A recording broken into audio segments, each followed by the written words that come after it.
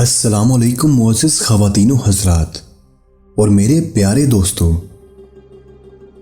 دوستو چند سال قبل ایک جماعت مانسہرہ سے آگے ایک چھوٹے سے قصبے میں گئی۔ اس جماعت میں ایک شخص ڈاکٹر نور محمد تھا۔ ان کا بیان ہے کہ مسجد سے باہر ادھر ادھر کافی لوگ فارغ بیٹھے تھے۔ ہم لوگ ان کے پاس گئے اور مسجد میں آنے کی دعوت دی تاکہ وہ تعلیم میں شریک ہو سکیں۔ کچھ لوگ ہمارے ساتھ مسجد میں آنے پر تیار ہو گئے۔ ایک صاحب نے کہا کہ میں نماز کے وقت آؤں گا اور نماز کے بعد عذاب قبر کا ایک واقعہ آپ لوگوں کو سناؤں گا۔ چنانچہ ظہر کی نماز کے بعد یہ شخص ہمارے پاس بیٹھ گیا، اپنا تعارف کروایا کہ وہ ریٹائرڈ فوجی نوجوان تھا۔ اس فوجی نے بتایا کہ 1965 کی پاک و ہند جنگ میں ایک قبرستان میں اسلحے کا ایک عارضی کیمپ بنایا گیا اور کچھ نوجوانوں کے ساتھ اس فوجی کی ڈیوٹی تھی۔ دن کا وقت تھا اور کوئی خاص کام نہیں تھا، چنانچہ اس نے قبرستان میں گھومنا شروع کر دیا۔ اس کا گزر ایک پرانی قبر کے پاس سے ہوا تو یوں محسوس ہوا جیسے قبر کے اندر سے ہڈیاں ٹوٹنے کی آواز آ رہی ہے۔ اس فوجی نوجوان نے بتایا کہ میں نے بندوق کے بٹ کے ساتھ قبر کی اینٹیں ہٹائیں تاکہ دیکھوں کہ یہ آواز کیسی ہے۔ جیسے جیسے میں مٹی ہٹاتا گیا آواز اور تیز ہوتی گئی اور میری دلچسپی اور خوف بھی بڑھتا گیا۔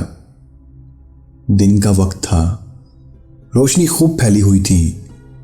کیا دیکھتا ہوں کہ قبر کے اندر انسانی ہڈیوں کا ڈھانچہ پڑا ہوا ہے اور اس پر ایک چوہے کی شکل کا ایک جانور بیٹھا ہوا ہے، اور جب وہ منہ اس ڈھانچے پر مارتا ہے تو سارا ڈھانچہ اکڑ جاتا ہے اور ہڈیوں کے ٹوٹنے اور چٹکنے کی آواز آتی ہے۔ میرے سامنے اس جانور نے 3 مرتبہ اپنا منہ ہڈی پر مارا۔ مجھے بہت ترس آیا کہ یہ جانور اس کو بہت تکلیف پہنچا رہا ہے۔ چنانچہ رائفل سے جب میں نے اس جانور کو مارنے کا ارادہ کیا تو وہ مٹی میں چھپ گیا۔ تھوڑی دیر کے بعد وہ جانور قبر سے نکل کر میری طرف لپکا اور میرے اوپر ایسی دہشت سے سوار ہوا کہ میں اسے مارنا بھول کر اپنی جان بچانے کی خاطر بھاگ کھڑا ہوا۔ کافی دور جانے کے بعد میں نے مڑ کر دیکھا کہ وہ جانور میرے پیچھے تیزی سے بھاگا آ رہا تھا۔ قریب ہی پانی کا ایک گھڑا تھا۔ اس جانور سے بچنے کے لیے میں اس گھڑے میں داخل ہو گیا۔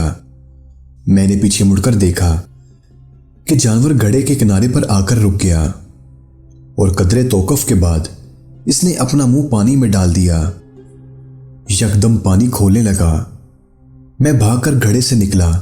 میری ٹانگیں جل رہی تھیں، بہت جلد سرخ ہو چکی تھیں اور میرے پیروں میں آبلے بھی پڑ چکے تھے۔ درد کی شدت سے میرا چلنا محال تھا۔ میں نے اپنے ساتھیوں کو آواز دی تو جب میں نے پیچھے مڑ کر دیکھا تو کچھ نہ تھا بلکہ وہ جانور غائب ہو چکا تھا۔ چنانچہ مجھے ایبٹ آباد کے ہسپتال میں داخل کروایا گیا اور پھر وہاں سے راولپنڈی کے بڑے فوجی ہسپتال میں منتقل کر دیا گیا۔ میری ٹانگوں کا گوشت گلنا شروع ہو گیا اور ہر وقت بدبودار پیپ اور خون رستا رہتا۔ کسی علاج سے افاقہ نہیں ہوا۔ مجھے علاج کے لیے امریکہ بھجوایا گیا، مگر مرض بڑھتا گیا۔ جوں جوں دوائی لگائی گوشت جاتا رہا۔ اس وقت دونوں ٹانگوں کی صرف ہڈیاں بچ گئی ہیں۔ گوشت آہستہ آہستہ گل کر علیحدہ ہوتا جا رہا تھا اور ہر وقت مردے کی سی بدبو آتی رہتی ہے۔ پھر اس شخص نے ہمیں اپنی دونوں ٹانگیں دکھائیں جن پر پٹیاں بندھی ہوئی تھیں۔ اللہ معاف فرمائے۔ اللہ تعالی ہمیں قبر اور جہنم کے عذاب سے محفوظ رکھے، آمین یا رب العالمین۔ پیارے دوستو، بے شک بعض دفعہ اللہ تعالیٰ لوگوں کی عبرت کے لیے دنیا میں ہی اپنے عذاب کا مشاہدہ کروا دیتے ہیں، جیسے کہ اس واقعے میں بھی آپ نے ملاحظہ فرمایا۔ اللہ تعالیٰ ہمیں نیک اعمال کرنے کی توفیق عطا فرمائے، آمین یا رب العالمین۔ میرے عزیز دوستو، मैं उम्मीद करता हूं कि वीडियो आप दोस्तों को पसंद आई होगी।